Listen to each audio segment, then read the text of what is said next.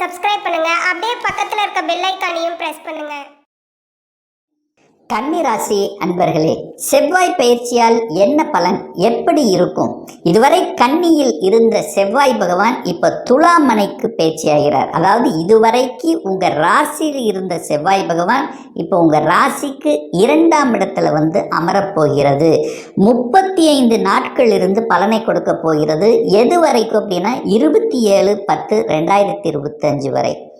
இந்த செவ்வாய் பகவான் இந்த கன்னிராசி அன்பர்களுக்கு யார் அப்படின்னா 3க்குரியவன், முயற்சி ஸ்தானத்தின் அதிபதி, தைரிய வீரியத்தை கொடுக்கக்கூடியவன், அதே சமயத்தில் 8க்குரியவன், அட்டமாதிபதியும் அவரே. அப்போ இந்த கன்னி லக்னத்துக்கு ஏதாவது ஒரு வகையில் கெடுதலை செய்யக்கூடியவன் இந்த செவ்வாய் பகவான். ஆனா இந்த பெயர்ச்சியானது உங்களுக்கு கெடுதலை செய்ய போவதில்லை. கெடுதல் என்று இருந்த விஷயங்கள் அந்த கெடுதல் நன்மையாக உங்களுக்கு மாறப்போகுது அப்படின்னு அர்த்தம். 2ஆம் இடத்தில் இருக்கக்கூடிய செவ்வாய் என்ன பண்ணும்? செவ்வாய் என்னாலே கோபக்காரகன், ஆக்ரோஷத்தை கொடுக்கக்கூடியவன், பேச்சில் கோபத்தையும் ஆக்ரோஷத்தையும் விளைவிக்கும். அதில் எந்த மாற்று கருத்து இல்லை. ஸ்ட்ராங்காக பேசுவீங்க. ஒரு இடத்துல போனீங்கன்னா உங்கள் பேச்சை கேட்டு அந்த பேச்சின் மூலமாக ஒரு சொல்யூஷன் கிடைக்கும். நான் சொல்கிறது என்னன்னு புரியுதுங்களா? பேச்சு தான் கடுமையாக இருக்கும். ஒரு பஞ்சாயத்து இருக்குன்னா அந்த பஞ்சாயத்தில் போய் பேசி தீர்த்து வைப்பீர்கள், ஒரு சொல்யூஷனை கொடுப்பீர்கள் அப்படிங்கிறத அர்த்தம். மற்றவர்களுக்கு வழி என்று இருக்கக்கூடிய விஷயத்தில் நீங்கள் அங்கே போய் கலந்துட்டு அந்த வழிகளை நிவாரணம் செய்யக்கூடிய அமைப்பு இருக்கிறது உங்களுக்கு. மற்றவர்களுக்குண்டான பிரச்சனைகளை தீர்த்து வைப்பதில் இந்த மாதம் கன்னிக்கு முதன்மை பங்கு உண்டு அப்படின்னு அர்த்தம். நான் சொல்றது புரியுதுங்களா? ஒரு பஞ்சாயத்து சார்ந்த விஷயமாக இருந்தாலும் சரி, அல்லது ஒரு வழிகளோடு இருக்கக்கூடிய விஷயங்கள். 8ஆம் இடத்தை பார்க்குது செவ்வாய், 2லிருந்து 8ஆம் இடத்தை பார்க்குது. 8ஆம் இடம் என்பது வழியை கொடுக்கக்கூடிய ஒரு விஷயமாக இருந்தாலும் திடீர் அதிர்ஷ்டத்தை கொடுக்கக்கூடிய இடமும் அந்த 8ஆம் இடம்தான் என்பதை ஞாபகத்தில் வைத்துக் கொள்ளுங்கள். அப்போ அந்த செவ்வாயை குரு பார்க்கறது நல்லது, குருமங்கள யோகம். சில விஷயங்களில் நடக்காது என்று நினைத்து கொண்டிருந்த விஷயங்கள் இப்ப நடந்துரும். அவ்வளவுதான். இது விற்பனை ஆகலை, இது நடக்கலை, இது நடக்க மாட்டேங்குது, ஒரு வழியை கொடுக்குது அப்படின்னா இப்போ அது வழி நிவாரணம், விற்பனை ஆயிரும். அதன் மூலமாக லாபம், அனுகூலம் கிடைக்கக்கூடிய தன்மை. ஸோ இப்படி மறைந்துள்ள சில விஷயங்கள், நெகட்டிவ் என்று சொல்லக்கூடிய சில விஷயங்கள் உங்களுக்கு அப்படியே பாசிட்டிவாக கன்வெர்ட் ஆகக்கூடிய ஒரு காலகட்டமாக இந்த கன்னிக்கு நிச்சயமாக அமையும். ஒரு உதாரணம் எடுத்துட்டா, உங்களுக்கு வேலையில் அழுத்தம், ப்ரெஷர், டென்ஷன், எதிர்ப்புகள் இதெல்லாம் உண்டு, இல்லைன்னு சொல்ல. அந்த எதிர்ப்பாளர்களும் கூட இந்த தடவை, எதிர்ப்பை கொடுத்து கொண்டிருந்தவர்கள் கூட இப்ப நண்பர்களாக மாறுவதற்கான, அந்த எதிர்ப்பை கொடுத்ததுனால நான் இப்போ உயர்ந்துட்டேன், எனக்கு ஒரு மற்றபடி ஒரு நல்ல ஒரு அமைப்பில் இருக்கிறேன், அந்த எதிர்ப்பை செய்ததுனால தான் இப்படி இருக்கேன் அப்படிங்கிற மாதிரியான ஒரு தன்மை இருக்கும். அதாவது ஒரு வழியின் மூலமாக உங்களுக்கு ஒரு லாபத்தை கொடுக்கக்கூடிய ஒரு ஒரு நல்ல தன்மையை கொடுக்கக்கூடிய அமைப்புங்கிறது இந்த காலகட்டம் உண்டு. அப்போ முயற்சி நன்றாக இருக்குமா? தைரிய வீரியம் நன்றாக இருக்குமா? நிச்சயமாக உண்டு. அப்போ 8ஆம் இடத்தை அந்த செவ்வாய் பார்த்தாலும் 9ஆம் இடத்தை பார்க்கிறார், பாக்கியத்தை கொடுக்கிறார். அப்போ வழியின் மூலமாக பாக்கியத்தை தரக்கூடிய அமைப்பு இந்த காலகட்டம் உண்டு இந்த கன்னிராசி அன்பர்களுக்கு. சரி, இடம் சார்ந்த விஷயமெல்லாம் அனுகூலத்தை தருமா அப்படின்னா 4ஆம் அதிபதி தான் குரு பகவான். அதாவது சுகத்தை கொடுக்கக்கூடிய, இடத்தை வாங்கக்கூடிய, வீடு, வண்டி, வாகனம் இதெல்லாம் குறிக்கக்கூடிய ஒரு ஸ்தானத்தின் அதிபதி தான் குரு. அந்த குரு பகவான் செவ்வாயை பார்க்கிறார். செவ்வாய்ங்கிறது நிலக்காரகன். அப்போ அந்த 4ஆம் அதிபதி செவ்வாயை பார்க்கறதுனால இடம் உங்களுக்கு அமையும் தான் அர்த்தம்.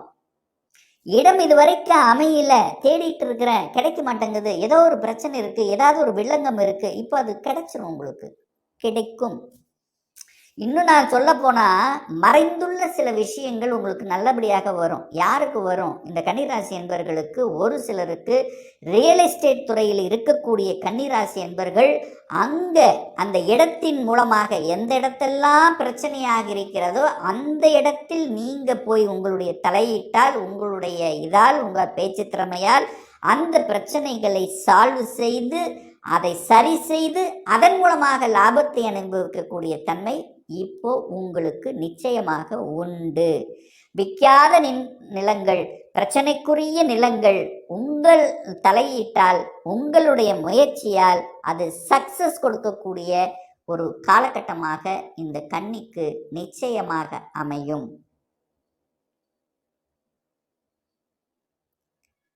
இந்த செவ்வாய் பகவான் பார்த்தீங்கன்னா தன்னுடைய சொந்த நட்சத்திரத்தில் பிரயாணம் பண்ணுறார். அதாவது சித்திரை நட்சத்திரத்தில் பிரயாணம் பண்ணுறார். எப்போ அப்படின்னா 13/9/2025 22/9/2025 வரை தன்னுடைய சொந்த நட்சத்திரத்தில் பிரயாணம் பண்ணுறார்.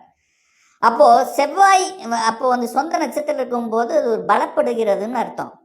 அப்போ என்ன ஆகும்? ஒரு ஆக்ரோஷம், ஒரு வீரம், விவேகம் அப்படிங்கிறது கண்டிப்பாக உண்டு. விளையாட்டுத் துறையில் இருக்கின்றவர்கள் ஜொலிக்கக்கூடிய ஒரு காலகட்டம், ஆக்ரோஷமான காலகட்டம்.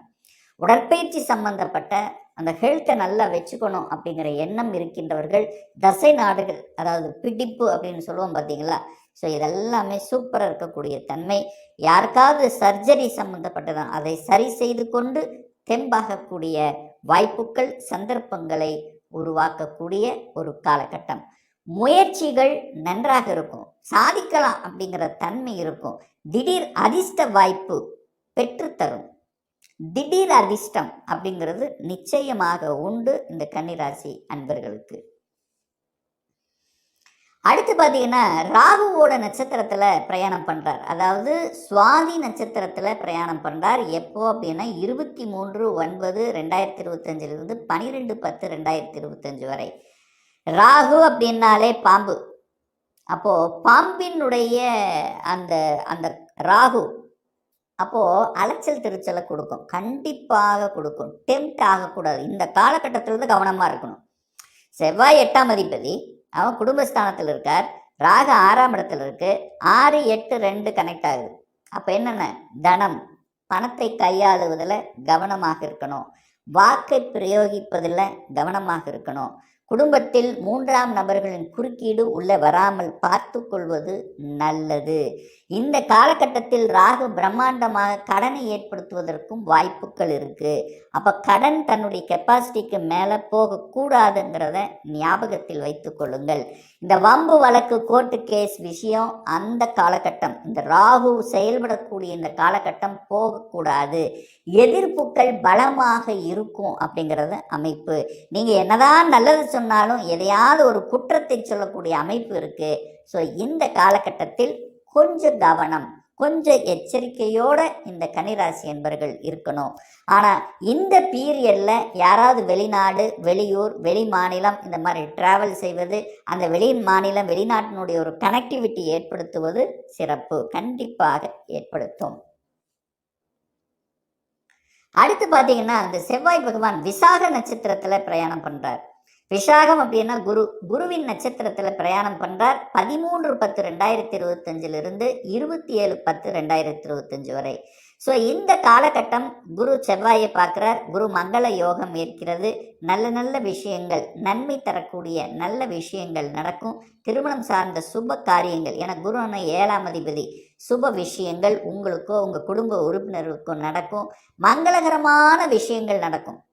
நல்ல விஷயங்கள், மனதுக்கு பிடித்த, இதுவரைக்கும் நடக்கலேன்னு சொல்லக்கூடிய சில இன்ப அதிர்ச்சியை கொடுக்கக்கூடிய விஷயமாக இருந்தாலும், அதாவது ஒரு இன்ப அதிர்ச்சிங்கும்போது ஒரு சந்தோஷம் தானே.